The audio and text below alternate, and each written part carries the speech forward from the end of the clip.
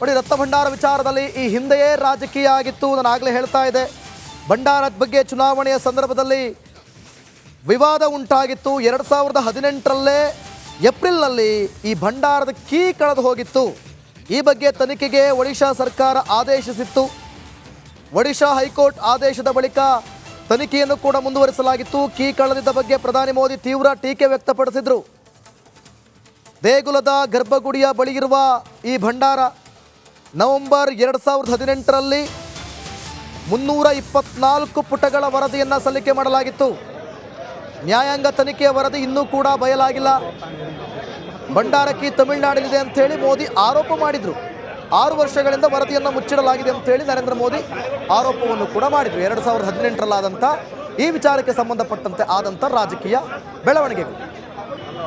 ಯಾವಾಗ ಒಡಿಶಾ ಸರ್ಕಾರ ಕೀ ಕಳೆದೋಗಿದೆ ಅಂಥೇಳಿ ತನಿಖೆಗೆ ಆದೇಶ ಮಾಡಿತು, ಆಗ ನರೇಂದ್ರ ಮೋದಿ ಟೀಕೆಯನ್ನು ವ್ಯಕ್ತಪಡಿಸಿದರು. ಅದಾದ ಬಳಿಕ ನೋಡಿ, ಈಗ ಕೀ ಸಿಕ್ಕಿಲ್ಲ ಅದು. ಸೊ ಹಾಗಾಗಿ ಲಾಕನ್ನು ಹೊಡೆದು ಓಪನ್ ಮಾಡಲಾಗಿದೆ. ಒಂದಷ್ಟು ಕೈಗೆ ಮತ್ತು ಕಾಲಿಗೆ ಸಂಬಂಧಪಟ್ಟಂತೆ ಮತ್ತು ಕಿರೀಟ ಈಗಾಗಲೇ ದೊರೆತಿರುವಂಥದ್ದು, ಅದರ ಪರಿಶೀಲನೆಯೂ ಕೂಡ ಆಗ್ತಾ ಇದೆ. ಮತ್ತೊಂದು ಕಡೆ ಭಂಡಾರದ ಕೊಠಡಿಯನ್ನು ಓಪನ್ ಮಾಡಿದ ತಕ್ಷಣವೇ ಬಾವಲಿಗಳು ಕೂಡ ಹಾರಿಬಂದು ಅನ್ನುವಂಥ ಮಾಹಿತಿ ಕೂಡ ಸಿಕ್ಕಿರುವಂಥದ್ದು. ಇನ್ನೇನು ಕೆಲವೇ ಕ್ಷಣಗಳಲ್ಲಿ ಈಗೇನು 11 ಅಧಿಕಾರಿಗಳು ಅಥವಾ ಈ ಉಸ್ತುವಾರಿಯನ್ನು ಹೊತ್ಕೊಂಡು ಹೋಗಿದ್ದಾರೆ ಸಿಬ್ಬಂದಿಗಳು, ಎಲ್ಲದರ ಮಾಹಿತಿಯನ್ನು ಕೂಡ ನಿಮ್ಮ ಮುಂದೆ ಇಡುವಂಥ ಪ್ರಯತ್ನವನ್ನು ಮಾಡ್ತೀವಿ.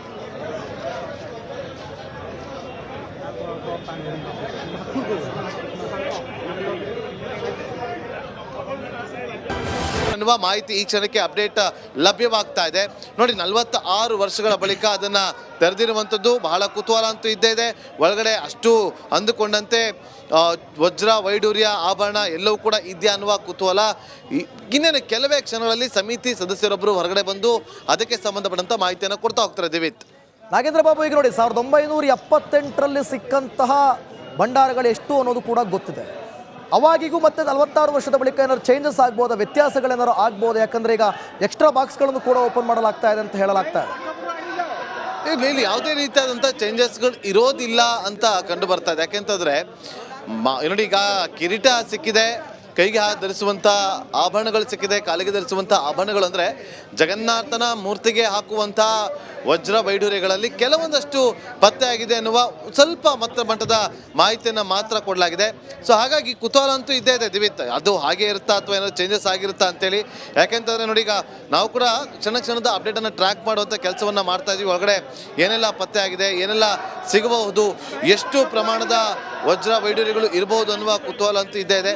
ಸೊ ಹಾಗಾಗಿ ನೋಡಿ, ಈಗ ಪ್ರಮುಖವಾಗಿ ಒಳಗಡೆ ಹೋಗಿದ್ದಂಥ ಅಧಿಕಾರಿಯೊಬ್ಬರು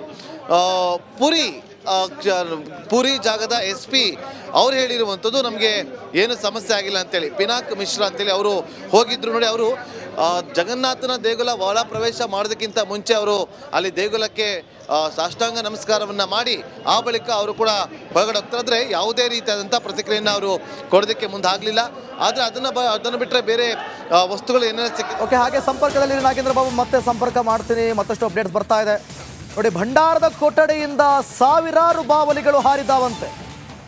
ಭಂಡಾರದಲ್ಲಿ ಪತ್ತೆಯಾದ ರತ್ನಗಳ ಪರಿಶೀಲನೆ ಆಗ್ತಾ ಇದೆ. ಮತ್ತೊಂದು ಕಡೆ ಈ 46 ವರ್ಷಗಳ ಬಳಿಕ ಕೊಠಡಿಯನ್ನು ತೆರೆದಿರೋದಲ್ವಾ, ತೆರೆದ ಆ ಕ್ಷಣಕ್ಕೆ ಬಾವಲಿಗಳು ಹಾರಿ ಆಚೆ ಕಡೆ ಬಂದಿದ್ದಾವೆ ಅನ್ನುವಂಥ ಡೀಟೇಲ್ಸ್ ಸಿಗ್ತಾ ಇದೆ. ಈ ಒಂದು ದೃಶ್ಯಾವಳಿಗಳನ್ನು ನೀವು ಸಿನಿಮಾಗಳಲ್ಲಿ ನೋಡಿರ್ತೀರಿ. ಒಂದು ಹಳೇ ಬಂಗ್ಲೆಯನ್ನು ಓಪನ್ ಮಾಡಿದಂಥ ಸಂದರ್ಭದಲ್ಲಿ ಯಾವ ರೀತಿ ಬಾವಲಿಗಳು ಆಚೆ ಬರ್ತವೆ ಅಂತೇಳಿ, ಅದೇ ರೀತಿ ಆಗಿದೆ ಅಂತ ಈಗ. ಎಸ್, ಮತ್ತಷ್ಟು ಮಾಹಿತಿಯನ್ನು ಕೊಡ್ತಾರೆ ನನ್ನ ಕೊಲೀಗ್ ನಾಗೇಂದ್ರ ಬಾಬು.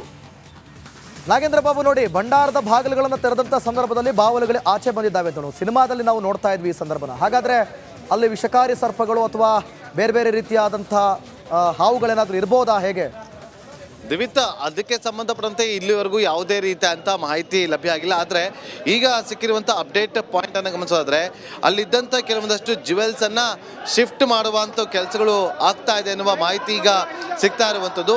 ಅಂದರೆ ಇನ್ನೇನು ಕೆಲವೇ ಕ್ಷಣಗಳಲ್ಲಿ ಎಲ್ಲವನ್ನು ಕೂಡ ರತ್ನ ಭಂಡಾರದ ಕೊಠಡಿ ಒಳಗಡೆ ಇದ್ದಂಥ ಒಂದಷ್ಟು ವಜ್ರ ವೈಡೂರ್ಯಗಳೇನಿದೆ, ಈಗ ಕಿರೀಟಗಳೇನು ಸಿಕ್ಕಿದೆ ಅಂದರೆ ಹೊರಭಾಗದಲ್ಲಿ ಏನೆಲ್ಲ ಲಭ್ಯ ಆಗಿದೆ ಅದನ್ನು ಶಿಫ್ಟ್ ಮಾಡುವಂಥ ಕೆಲಸಗಳು ಆಗ್ತಾ ಇದೆ. ಅದಕ್ಕೆ ಸಂಬಂಧಪಟ್ಟಂತೆ ಒಂದಷ್ಟು ಕೆಲಸಗಳು ಕೂಡ ಅಲ್ಲಿ ಆಗ್ತಾ ಇದೆ. ನೋಡಿ, ನಾವು ಗಮನಿಸ್ತಾ ಇದ್ವಿ ಅಲ್ಲಿ ಒಂದು ದೊಡ್ಡ ದೊಡ್ಡ ಪೆಟ್ಟಿಗೆಗಳನ್ನು ಕೂಡ 2 ಪೆಟ್ಟಿಗೆಗಳನ್ನು ತೆಗೆದುಕೊಂಡು ಹೋಗುವಂಥ ಕೆಲಸ ಆಗ್ತಾ ಇತ್ತಲ್ಲ.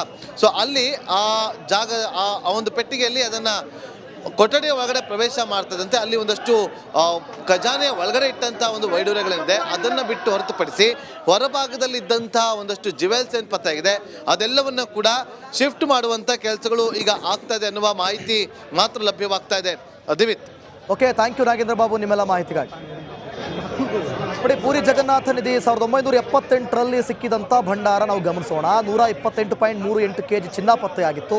454 ಚಿನ್ನದ ವಸ್ತುಗಳು ಪತ್ತೆಯಾಗಿದ್ವು. 293 ಬೆಳ್ಳಿ ವಸ್ತು, 454 ಚಿನ್ನದ ವಸ್ತುಗಳು ಪತ್ತೆಯಾಗಿದ್ವು. ಅಂದರೆ 128.38 kg ಚಿನ್ನ, 454 ಚಿನ್ನದ ವಸ್ತುಗಳು ಅವಷ್ಟು ಸೇರಿದ್ರೆ ಅಷ್ಟು kg ಬರ್ತಾ ಇತ್ತು.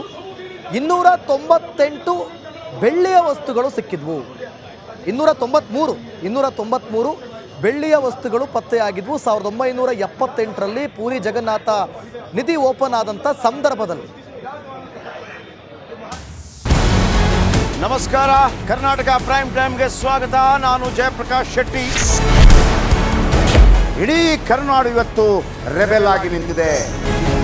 ಈ ಹಗರಣಗಳನ್ನು ಸದನದಲ್ಲಿ ಪ್ರಸ್ತಾಪ ಮಾಡಲು ಕೂಡ ಕಾಂಗ್ರೆಸ್ ಹಿಂದೇಟು ಹಾಕಿದ್ದೇಕೆ? ನಿಮ್ಗೆ ಸಂಬಳ ಅದಕ್ಕೆ, ನಿಮಗೆ ವಾಹನ ಅದಕ್ಕೆ, ನಿಮಗೆ ವೆಪನ್ ಅದಕ್ಕೆ, ನೀವು ಅದನ್ನು ಸೆರೆ ಹಿಡಿಬೇಕಾಗಿತ್ತು. ನೀವು ವಿದ್ಯುತ್ ಬರ ಇದೆ ಅಂತ ಹೇಳ್ತಾ ಇದ್ದೀರಿ, ಎಲ್ಲಿ ಬರ ಇದೆ ನೀವು ಹೇಳಬೇಕು. ಪಾಕಿಸ್ತಾನ್ ಆಕ್ಯುಪೈಡ್ ಕಾಶ್ಮೀರ್ ಅದು ಎಂದೆಂದಿಗೂ ನಮ್ಮದು. 40 ಮೆಷಿನ್ಗಳು ತಂದಿತ್ತು ನೋಟ್ ಎಣಿಸುವುದಕ್ಕೆ, ಅದೇ ಹಾಳಾಯಿತು. ಮಥುರಾದ ಗಲಾಟೆ ಇದೆಯಲ್ಲ, ಅದು ಸ್ಥಳೀಯವಾಗಿ ಕೂತು ಪರಿಹರಿಸಬಹುದಾದಂಥ ಕಾನೂನಿದೆ. ಗ್ಯಾರಂಟಿ ಯೋಜನೆಯಿಂದ ನಷ್ಟ ಆಗಿದೆ, ಲಾಭ ಆಗಿದೆ, ದಯವಿಟ್ಟು ಹೇಳಿ. Dawood Ibrahim most wanted criminal ಯಾವಾಗಾದ ಅಂದರೆ ಇಲ್ಲಿ ತನಕ ಭಾರತ ದೇಶದಲ್ಲಿ ಓರ್ವ ದಲಿತ ಪ್ರಧಾನಿಯಾದಂಥ ಇತಿಹಾಸವೇ ಇಲ್ಲ. ರಿಪಬ್ಲಿಕ್ ವರ್ಲ್ಡ್ ಆಪ್ ಇದು ಕೇವಲ ಅಪ್ಲಿಕೇಶನ್ ಅಲ್ಲ, ಸಮಗ್ರ ಸುದ್ದಿಗಳ ಸಂಪರ್ಕ ಮಾರ್ಗಕ್ಕೆ ಕ್ರಾಂತಿಕಾರಿ ಬದಲಾವಣೆ. ರಿಪಬ್ಲಿಕ್ ವರ್ಲ್ಡ್ ಆಪ್ ಕೇವಲ ಸುದ್ದಿ ಅಪ್ಲಿಕೇಶನ್ ಅನ್ನ ಪರಿಚಯ ಮಾಡ್ತಾ ಇಲ್ಲ, ಬದಲಾಗಿ ಡಿಜಿಟಲ್ ಸುದ್ದಿ ಬಳಕೆಯ ಹೊಸ ಯುಗಕ್ಕೆ ನಾಂದಿ ಹಾಡ್ತಾ ಇದೆ. ಇದೊಂದು ಬ್ರೇಕಿಂಗ್ ನ್ಯೂಸ್, ಪ್ರಭಾವಶಾಲಿ ಕಾರ್ಯಕ್ರಮಗಳಿಗೆ ಗಟ್ಟಿಯಾದ ವೇದಿಕೆ. ರಿಪಬ್ಲಿಕ್ ವರ್ಲ್ಡ್ ಅಪ್ಲಿಕೇಶನ್ ಈಗ ಲೈವ್ ಆಗಿದೆ. ಗೂಗಲ್ ಪ್ಲೇ ಸ್ಟೋರ್ ಮತ್ತು ಆಪಲ್ ಆಪ್ ಸ್ಟೋರ್ ಎರಡರಲ್ಲೂ ಲಭ್ಯವಿದೆ. ಈಗಲೇ ಡೌನ್ಲೋಡ್ ಮಾಡಿ.